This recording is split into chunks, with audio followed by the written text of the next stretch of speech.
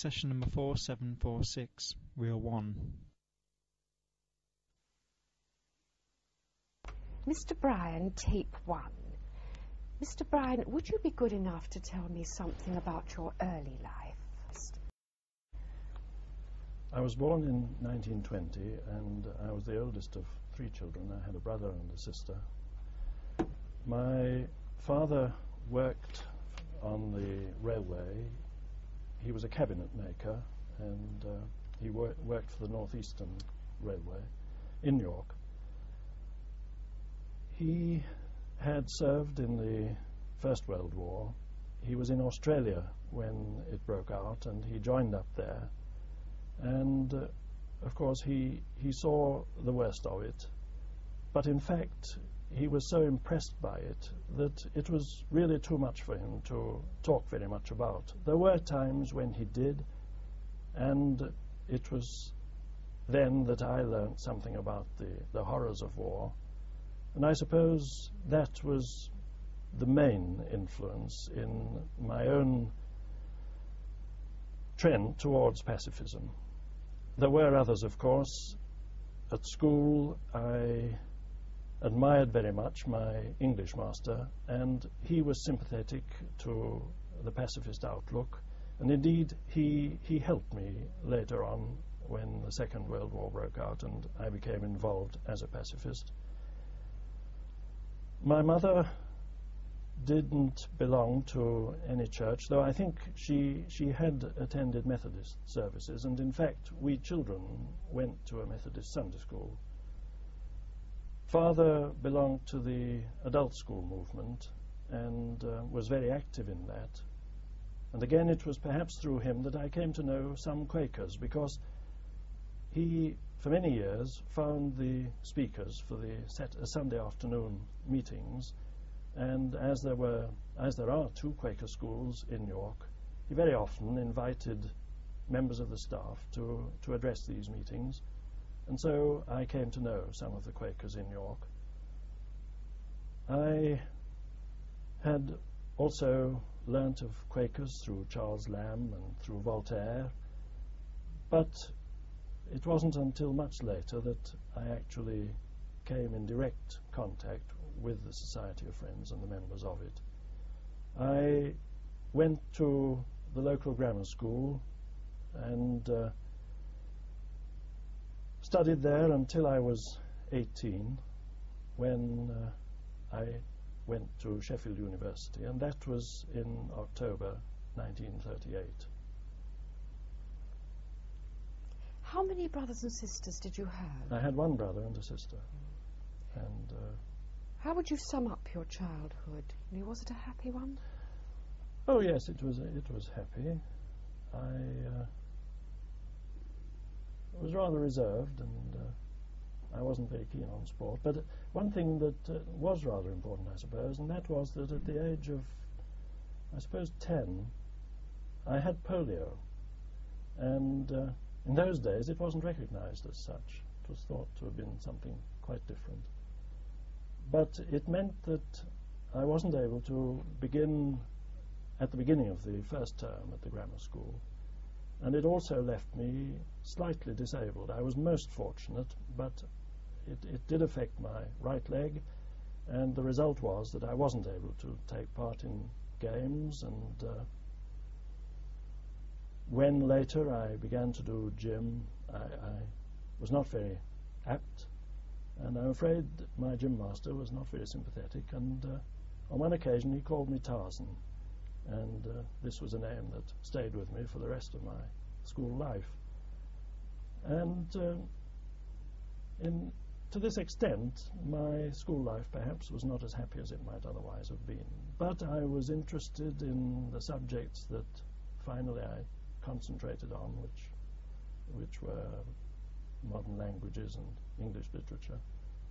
And it was having got the necessary qualifications to go to university that I decided to read modern languages and to become a teacher. Were there any political influences on your early life? Not direct influences. I knew that my father was a socialist, But he didn't belong to the Labour Party or anything of that sort, and he didn't attend political meetings. When you went to university, you would have been 18. That Yes. would have been 1938, is That's that right? right. Yes. Would you have called yourself a pacifist then? I suppose I was, without really knowing it. The question hadn't really arisen. There was no reason to be thinking very seriously about whether I was a pacifist or not. Were you following world events? Yes, I suppose so, and I was very doubtful, of course, whether I should ever be able to begin the university course. Just about September of 1938, of course, was the Munich crisis, and it was a great relief when Neville Chamberlain came back and gave us his wild promise of peace in our time. But at least it meant that I could begin at the university as I'd planned. Your pacifism then, how would you describe it? What sort of basis had it? Well, I think, as I've explained, I'd heard something of what the First World War had meant, and I didn't feel that I could support that sort of thing. But I don't think I'd really thought about it awfully seriously at that stage. Why wouldn't you have supported it? On what grounds? Did you think it was wrong to kill? I did think it was wrong to kill, yes. So it would have been immoral? Yes. Yes. Would there have been any sort of religious content at that stage? There might have been, though I'd drawn away from Methodism. I had been asked if I would join the Methodist Church, and I decided that that wasn't for me.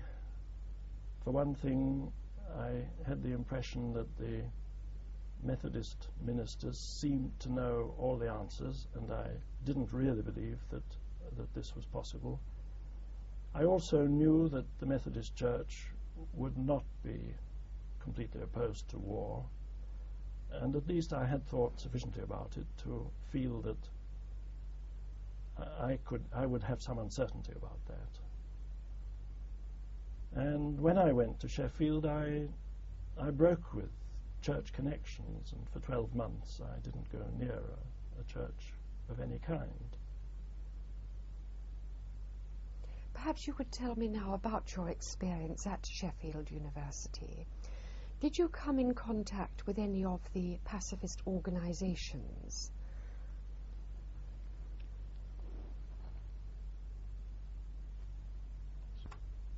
Well, throughout my first term, I had an uneasy feeling that it might suddenly come to an end. War still seemed possible. And then early in 1939, students were invited to volunteer for air raid precautions and first aid training. This inspired the pacifists residing in the men's hall of residence where I lived to try to inaugurate a branch of the Peace Pledge Union on the premises. For the first time, I began to think seriously about pacifism. It wasn't that it was a new idea for me, of course. I felt that I'd been a pacifist as long as I could remember, but only then did it seem to become a live issue for me. I felt the need to justify my pacifist leanings, and this wasn't easy. I'd had long discussions with my closest friends, some of whom jeered. Others, though sympathetic, couldn't go the whole way with me because of personal allegiances. One, for example, a churchgoer and a scout, was in a very difficult position himself. Pacifists and communists, he told me, were unwelcome in the scout movement, and pacifists in particular. Then on the last day of January 1939, I attended a lecture on Christianity and politics given by a young lecturer on the staff of the French department.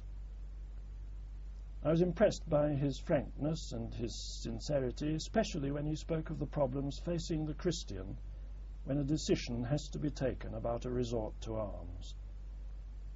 No Christian, he argued, is justified in taking up arms and going to war. Then, as if he felt he had been too outspoken, he added, "But if he does, it's not the deed which counts, but the spirit in which it's performed." No blame attached to the Christian who fought against his will, he maintained. And here I disagreed with him and resolved to discuss the point with him later. When the occasion arose a few days after, we talked for nearly an hour, and I was strongly impressed by the deep-rootedness of his convictions and his great tolerance. Pacifist though he was from deep conviction, he was prepared to accept that the opposite point of view could be held with equal sincerity. It wasn't for him to judge whether another was right or wrong. He had only to decide what was right for him, and having made the decision, to stick to it. Everyone, he said, was capable of thought and resolution. It was of the utmost importance to exercise these powers, and this he had tried to do. So he was glad to find that I held pacifist views, and he asked me about the peace movement in England. I told him about Dick Sheppard and the peace pledge, and of course he asked me if I was a disciple of Sheppard, and whether I had signed the pledge. Well, I had to confess, rather shamefacedly, that I hadn't. And as I did so, I realized what a weak position I was in. There was I, speaking of pacifism with apparent conviction, expressing strong personal views which I claimed to have arrived at after careful consideration and as the result of the promptings of conscience, and yet I hadn't had the courage to take the final plunge and identify myself with my fellow believers in a signed promise to renounce war and never to support or sanction another. I saw in a flash how illogical this was, and before that afternoon was out, I posted my signed renunciation of all war to the headquarters of the Peace Pledge Union in London. Could I ask you a little about the Peace Pledge Union? When had you first heard of it? Well, I think probably I heard of Dick Sheppard from my father. I had helped him in a peace ballot. I can't remember exactly when it was, but it was some years before the war broke out. And there was talk of peace in the air, and because of my father's feelings about war, I suppose I picked up, almost unconsciously, things about pacifism and the peace movement. And in that way I must have heard about Dick Sheppard and the Peace Pledge and the Peace Pledge Union. Had you ever seen him or heard him speak? No, I hadn't. No. Had you heard him on the radio at all? I think I probably had, but I don't remember exactly. Your father, would you describe him as a pacifist? I think so, yes. Yes. Did he sign the Peace Pledge? No. Of course, he was too old to be involved in the Second World War, and no, he didn't. At the time of your joining and committing yourself to the Peace Pledge Union, how many pacifists were there at your university? I knew one very well. There must have been others, but not very many. Not very many, certainly. And how were you regarded generally? You have given one or two examples. With tolerance on the whole. But perhaps I can come to that a bit later. Were you involved at all with any preparations for war at this stage, early in 1939? Well, shortly after I signed the pledge, the ARP officers visited the hall of residence where I was for the purpose of measuring all students for gas masks, unless they already possessed one. I didn't, but I refused to be measured. This, to my mind, was a subtle way of conditioning people to the inevitability of war, and I objected to this as strongly as I objected to war itself. I believed with George Lansbury, writing in Peace News at the time, that, and I quote, "Although we are at the moment unable to stop the mad race towards war, it is possible for us to continue our work for appeasement by declaring whenever the opportunity comes our way our faith in peace based on international cooperation. Though this seems a long way off, never forget, he wrote, there is nothing static in life, opinions or anything else. Did you feel that way about air raid shelters, building air raid shelters? I'm not sure that the thought really occurred to me. I think it was different, but I can't honestly say what I thought about air raid shelters. Do you think that principle still holds?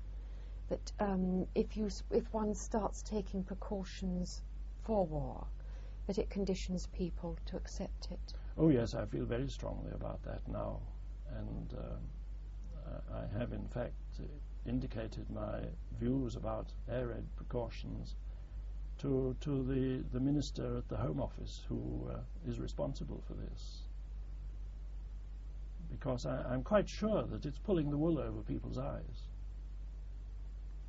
I don't think there is any real safety from a nuclear war, certainly.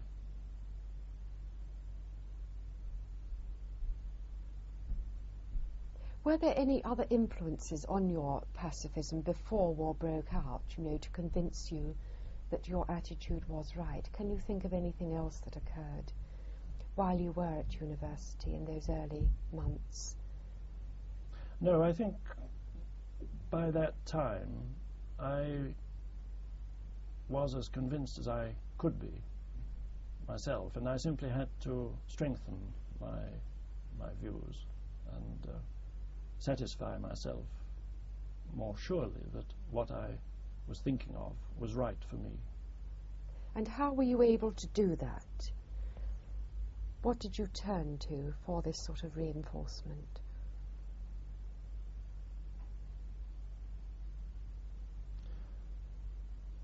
Well, I knew that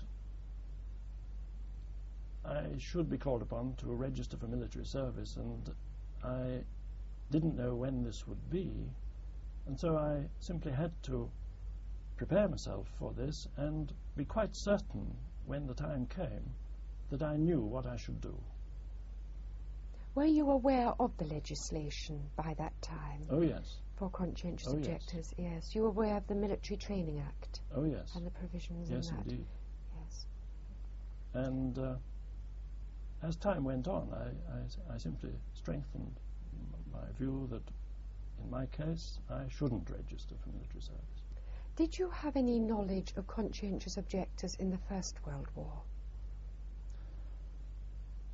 Yes, I had some knowledge, but nothing very detailed, and I don't think that I knew any a conscientious objector from the First World War. Would you have been aware as to how they suffered? Oh yes, I knew that. Yes, I knew that they'd been imprisoned and had served long sentences, and that it was cat and mouse treatment and so on. And did you think the same might happen in another war? Well, I didn't think it would happen in quite the same way, though I knew that the stand I was preparing for would probably lead me to prison. Could you describe the stand that you were preparing to make? What was your attitude towards service and other alternative service? Well, I decided that I was not prepared to register for military service of any kind, neither non-combatant service nor anything else. Had you thought at all of the sort of work you would be prepared to do during the war? At this stage, I was so firmly convinced that teaching was my vocation that I was not prepared to do anything else but prepare myself for that.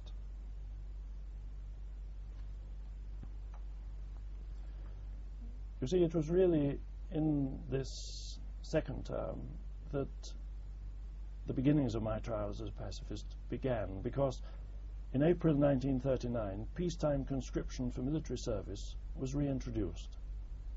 The announcement of this in all the national newspapers gave rise to much excitement, comment and surprise among the students at Sheffield. Many, it seemed, hadn't realized how serious the political situation was. It took the word conscription splashed across the front page of the morning newspaper in large black letters to jolt them out of their complacency. During the past months, startling headlines had appeared again and again, but they'd been about Jews, Austrians, Sudetans, Czechs. They weren't about us. They could quickly be forgotten. But this was different.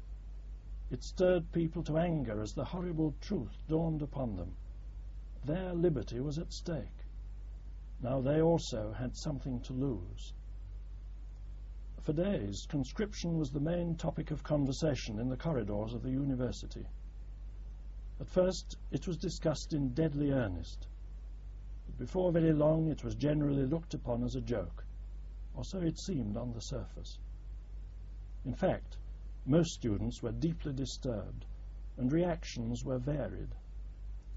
One, a professed socialist who hated the Officers' Training Corps on principle and refused to join the university contingent on grounds of conscience, now swore that, given the chance, he would join immediately if by so doing he could gain exemption from compulsory military service in a conscript army. Others, who had previously shown no interest in defense, volunteered for service because, they said, it would make things easier for them in time of war. Had they foreseen an emergency and carefully examined its implications for them in advance, their reactions might have been very different. Caught unawares, in two minds, they either tried to play safe or they accepted, reluctantly no doubt, the course prescribed for them. Indeed, by the end of a week, the wave of fierce opposition to conscription had almost completely subsided, and most of my fellow students had grown resigned to it and were prepared to accept it as inevitable. The university socialists, however, were less docile. The Varsity Socialist Club decided to issue leaflets against conscription. Though not a member myself, I was invited to help draw up the statement. For this purpose, I met with a number of the members of the Socialist Club in a nearby house. Discussion soon revealed that my socialist friends were interested more in rights than principles. In fact, they were not against conscription on principle at all. This was very disappointing to me, and because of the unsatisfactory wording of the leaflet, from my point of view, I had to refuse to assist in its distribution. About this time, the University Peace Pledge Union Group and SOC, as the University Socialist Society was known, held a joint meeting to discuss conscription. Clearly, there were dangers in too close an association between the university pacifists and the members of SOC. We didn't want to be thought of as being aligned with a political party or as having a share in the publication of the rather shallow leaflets issued by the university socialists from time to time. At the same time, we didn't want openly to refuse to hold joint meetings with them or to enter into discussions with them on matters of mutual interest and concern. As the term wore on, exams occupied our minds more and more, and for a time everything else, including conscription, had to take second place. But a few weeks later, my first and last normal year as a student came to an end. I gained an intermediate BA degree. Plans were on foot for a holiday in France, after which I should return to Sheffield to enter the dual honours course of modern languages to read for a degree in French and German. So it seemed in June 1939. In September, war was declared on the continent.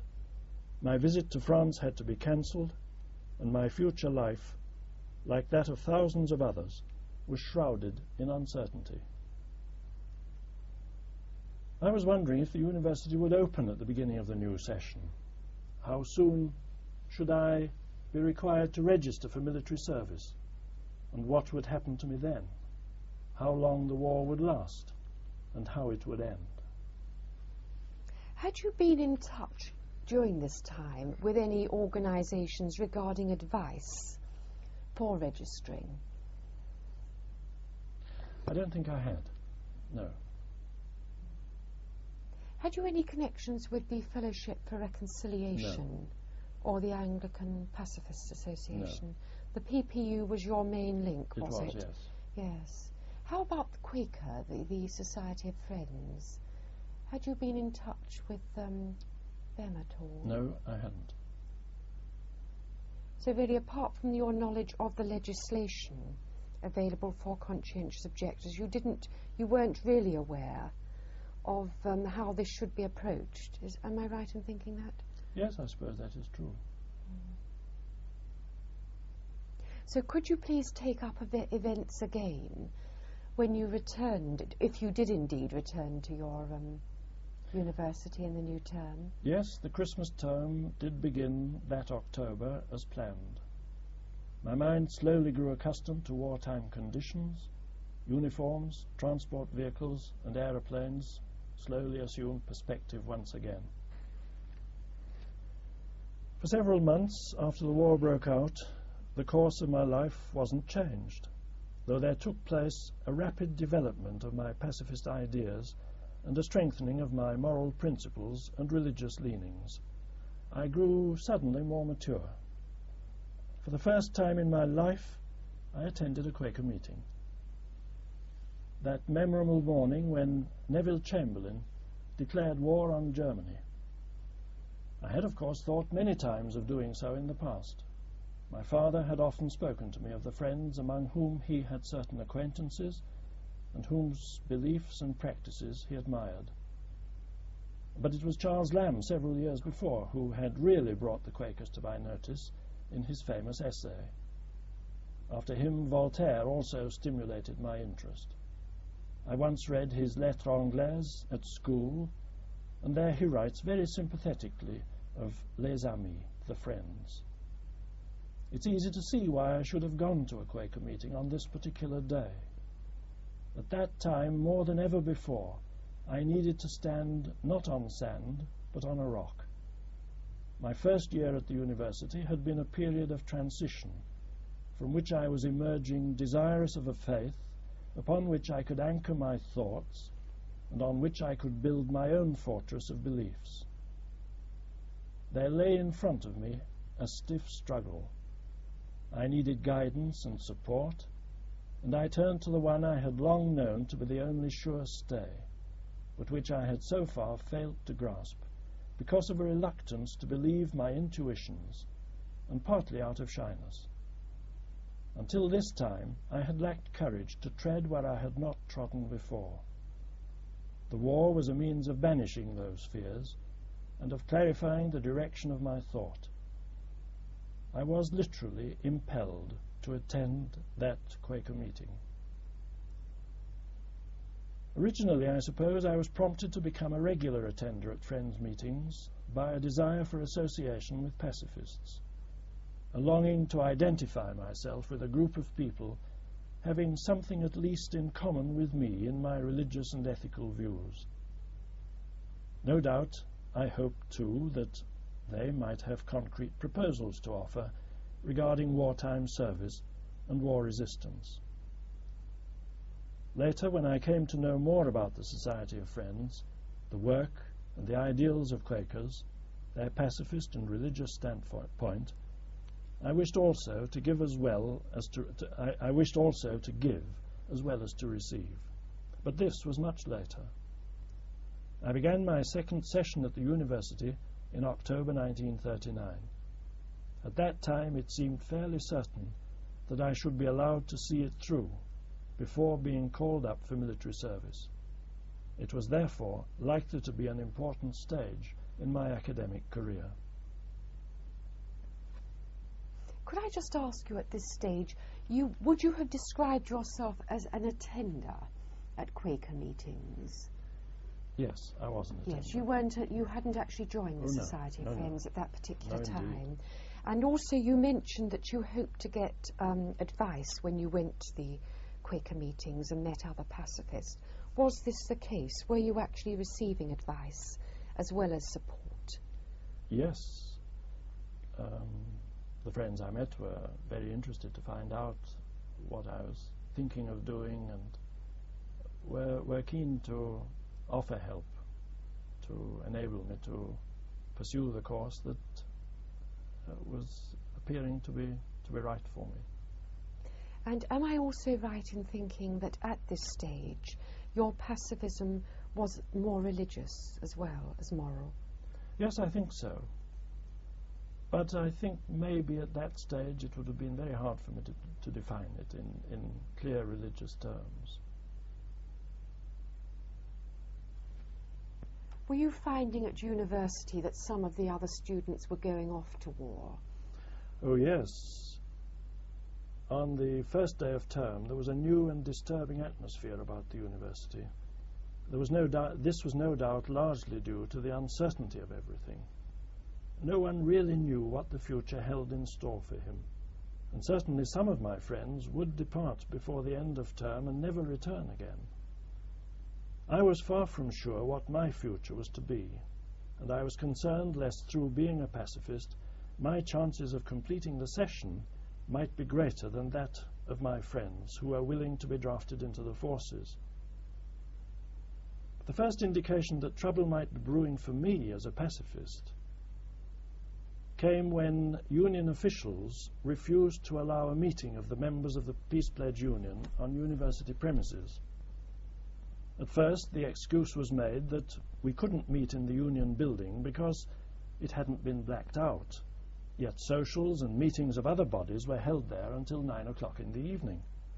And then other paltry reasons were given. The ban was not lifted. It was about